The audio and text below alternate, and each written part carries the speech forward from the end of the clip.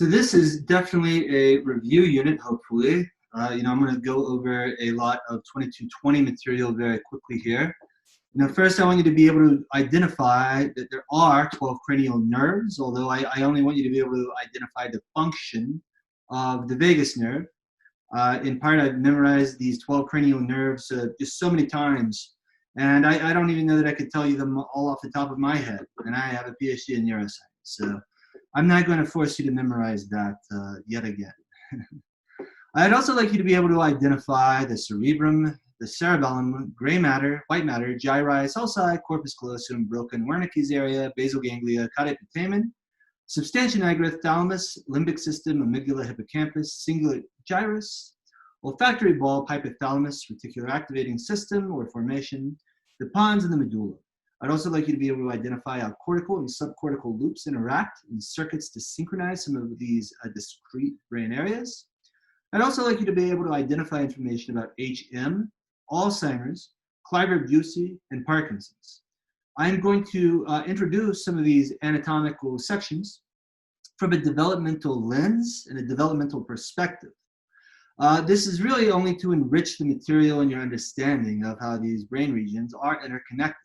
However, I am not going to test you or hold you responsible for knowing developmental terms like diencephalon. That will not be on the test. Pair.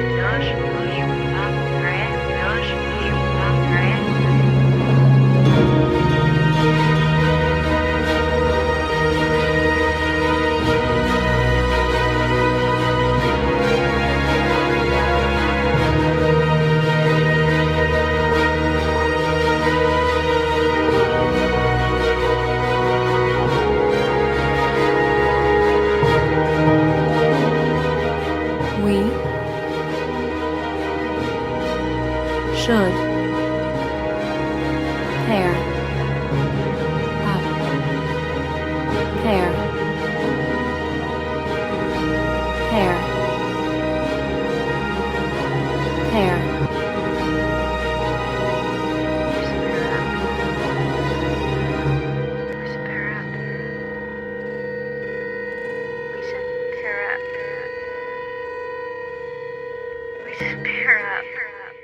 We should pair up.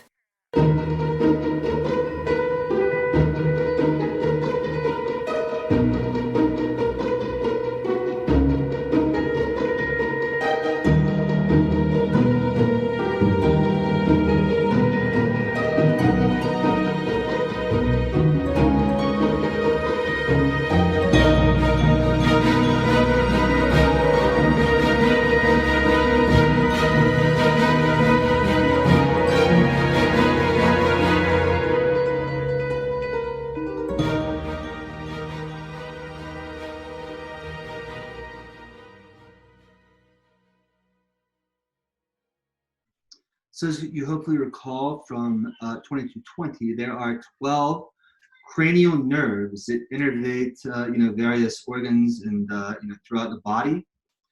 These can include the olfactory nerve, the optic nerve, the oculomotor, trochlear, and abducens, the trigeminal, the facial nerve, the auditory, the glossopharyngeal, the vagus, the spinal accessory, and the hypoglossal. The glossopharyngeal and the vagus in particular mediate a lot of organ function throughout our trunk region, which are very important for overall survival, keeping us breathing. For example, the vagus nerve is innervated in part by the medulla and a respiratory sort of pacemaker set of neurons in the medulla that send very regular pacemaker-like potentials down to the diaphragm to cause us to breathe.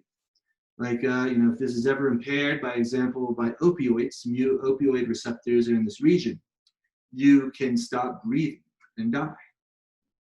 The vagus nerve is one of the more commonly studied or taught nerves because it has a lot of critical function. Like I've already mentioned, its role in just breathing or innervating the diaphragm, pretty critical. But a lot of autonomic nervous system function is mediated by the vagus nerve. It innervates all thoracic, heart, and lung organs and abdominal organs up to the colon.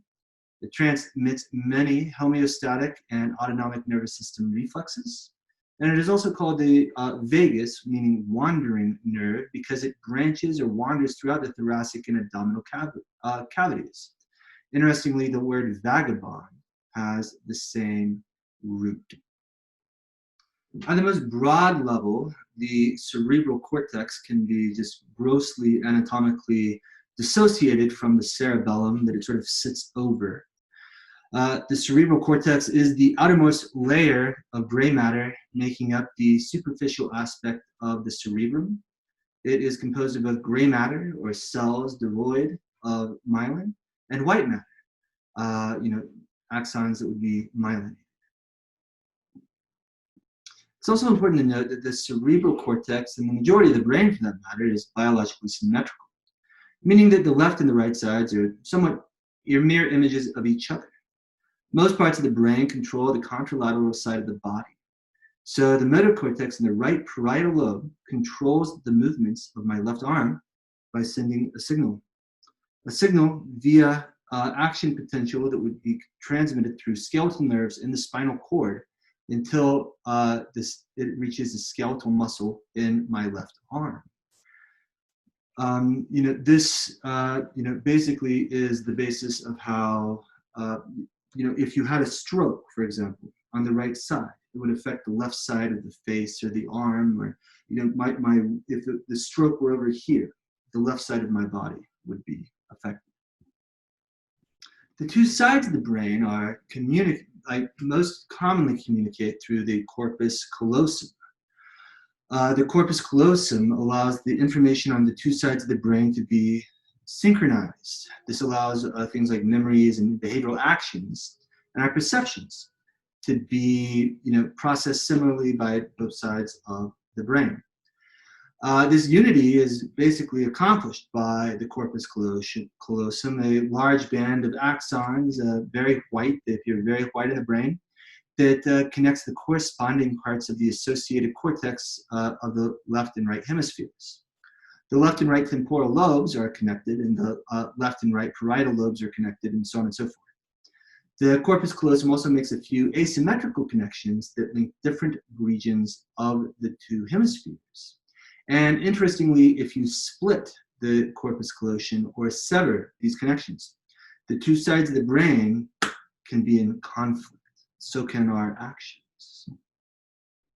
In the 1960s, Robert Sperry and Michael Gonzaga studied patients who had their corpus callosum severed.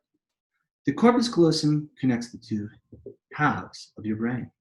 This surgery, still in use today, is performed to help certain epileptic patients control severe seizures because each half of your brain controls and receives information from the opposite side of the body.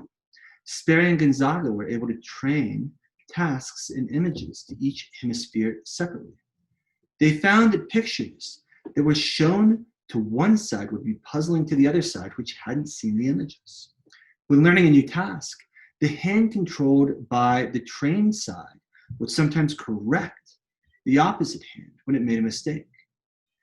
One patient, called PS, had the rare ability to answer questions differently from each hemisphere, as if the two conscious minds existed in his brain. Although it's said that the left brain is analytical and the right brain is artistic, functional imaging has shown that such specialized tasks actually engage networks across the entire brain. This whole idea of like the left side does this and the right side does that, somewhat outdated thinking, at least in the neurosciences. Each half can also compensate for the other. Young patients with an entire half brain removed can adapt and grow up with amazingly few deficits. The two halves of your brain are like a married couple. They can act independently, but with good communication, they can work beautifully together. It's important to recognize that most people no longer think of the brain as like, the cerebrum does this, the hippocampus does that. While there are certainly specialized functions for specific areas, more complex tasks and actions revolve circuitry. And you also see some of this in the artificial intelligence side of things. I think to really understand complex action and tasks, the brain needs to be thought of more as a circuit of interconnected nodes. Like, how does the hippocampus interact with the thalamus and the striatum and the cortex in this task? And what's leading what, for example, would be more, I think, futuristic neuroscientific questions than, what does the thalamus do? And of course, the thalamus does do things in isolation.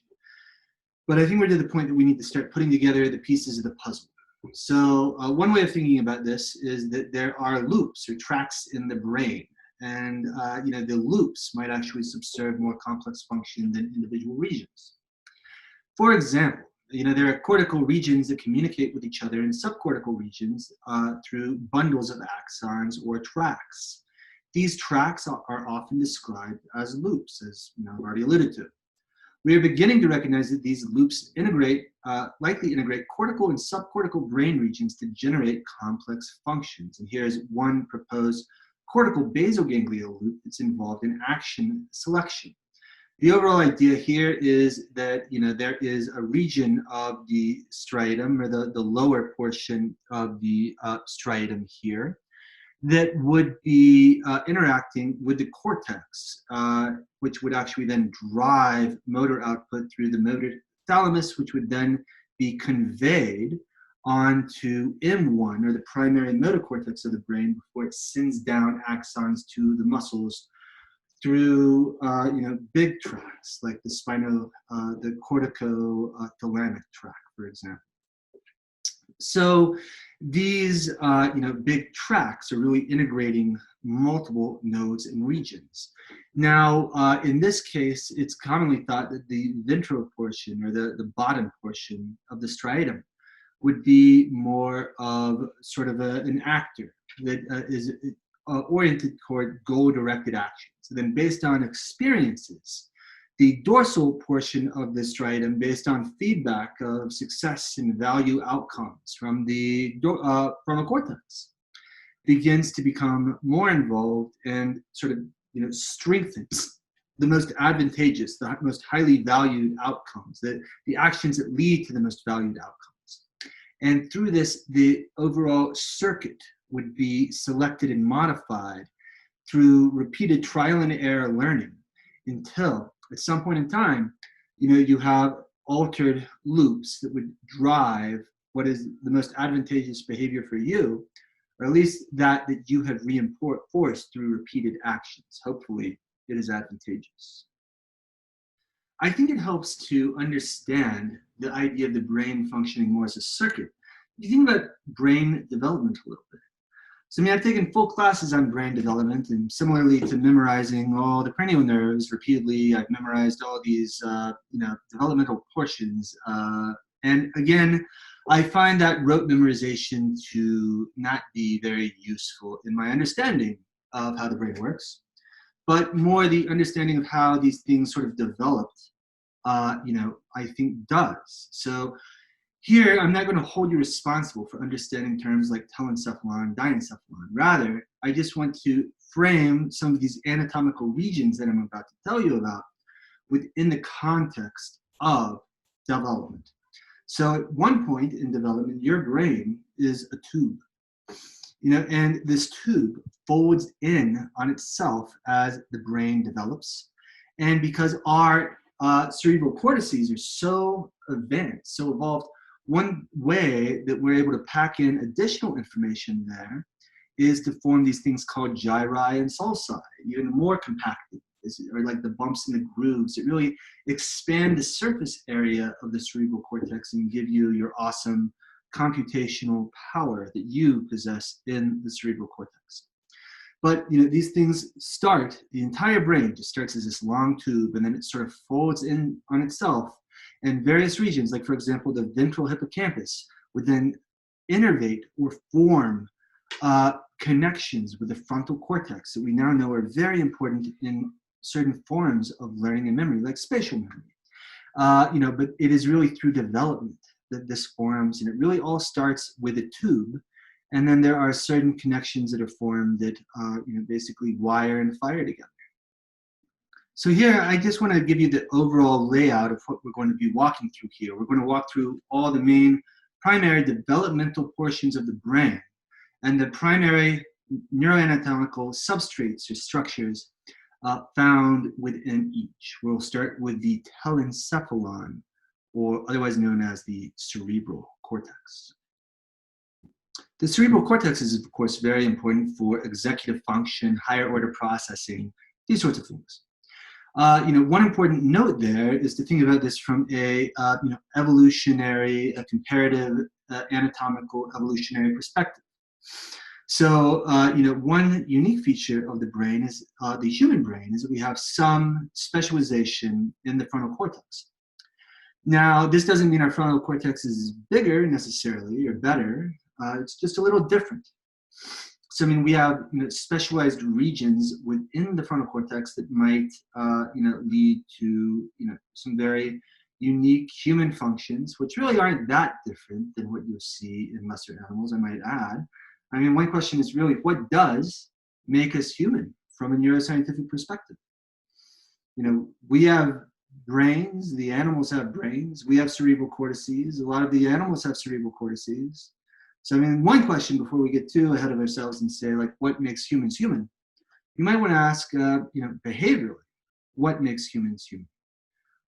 Before you really get into the neuroscience of it. And you might find that there's actually only really complexity, a certain level of complexity. Robert Sapolsky has written a nice book on this that, you can go seek out. But, after, quite a bit of analysis, there's really not that much distinction that makes people unique. One, like we just sort of takes things to another level. One good example that I think is salient is sex. So, I mean, sex is something that all animals do. I mean, we all do it. But one sort of unique thing about humans is that we sort of take it to a different level. Like, we put a lot of emphasis in the pleasure component of sex. We don't only see it as a means to the end of reproduction. We enjoy the means itself. So, I mean, that's one example. Another would be, the exact ways that we have wars. I mean, like, so all animals have wars. But we tend to have wars for slightly different reasons, and our wars look a little different and also involve sometimes just pure decimation rather than, but even there you might see some distinctions in the animal community. For example, chimpanzees would have such warfare, sort of more reminiscent of human than you would see in bonobos. But again, we sort of take it to a little level, a little more complex. Another example would be tools. Again, chimpanzees can use tools. Bonobos, interestingly, not so much. But the chimpanzee and humans both have been shown to use tools, but again, ours are a little more complex. So, I mean, maybe some of this complexity, comes from our ability of our cerebral cortex to not only create, but also to integrate, information in new ways that provides additional levels of complexity. But this isn't just arising from our brains being bigger. I mean, certainly there are things like the additional gyri and sulci that you see in humans that you would not see in sort of the smooth cortex of the rat brain, for example. It's very smooth. But you see, similar large gyri-filled brains, and for example, the elephant or the dolphin. And, this whole idea of dolphins being smarter than people is sort of a ridiculous thing. I don't know where that really, yeah. I know a good bit debunking all of this nonsense. I don't really know where it started. But, the idea here is that the overall size of the brain isn't necessarily 100% correlated with intelligence. If so, the blue whale actually has the largest of all mammalian brains. And I don't think we would say that the blue whale is the most intelligent of species. I mean, the elephant has one of the largest brains. Now, what we did next is scientists said, well, it's really about the ratio between brain size and body mass. And, there is a nice correlation there, but it also can fall apart quite easily. And also point out that there's sex differences. Men's brains and bodies as well tend to be larger than females' brains and bodies. Does that mean that males are smarter than females? Exactly. No, it does not. So, one thing that we think might be a little different in the human cerebral cortex is that there is greater, sort of fine-tuned complexity of development that might lead to, even the idea of sort of, the sum being greater than the parts. It's called emergent properties. Like maybe there's something about our cerebral cortex that allows sort of emergent properties to come about. And really what these might do is just add a little bit of complexity to things like sex, war, these sorts of things. But I think you'd be hard pressed to find exactly behavior. Humans are so different than other animals. I think you'll find that even at the behavioral level, you'll see more similarities than differences. Two regions within the telencephalon that seem to be very important for some of these advanced, really just levels of human development that aren't completely different than animals, just lesser animals, but just a slight level of complexity more, would be that endowed by Broca's and Wernicke's area. Broca's area is important for the development of language, whereas Broca's area is more important to the production of speech. So again, Wernicke's area, very important for the development of language. Broca's area, very important for the production of speech. And it's also worth noting that these are elaborations of relatively well-developed areas in the chimpanzee, Brodmann's area 44 and the planum temporale. And these regions do have functional equivalence. In the chimpanzee, lip-smacking behavior is a very common form of communication. It's used in a variety of things, including establishing dominance-subordinate interactions. But this form of communication seems to have just been elaborated upon in the human brain by slightly better development.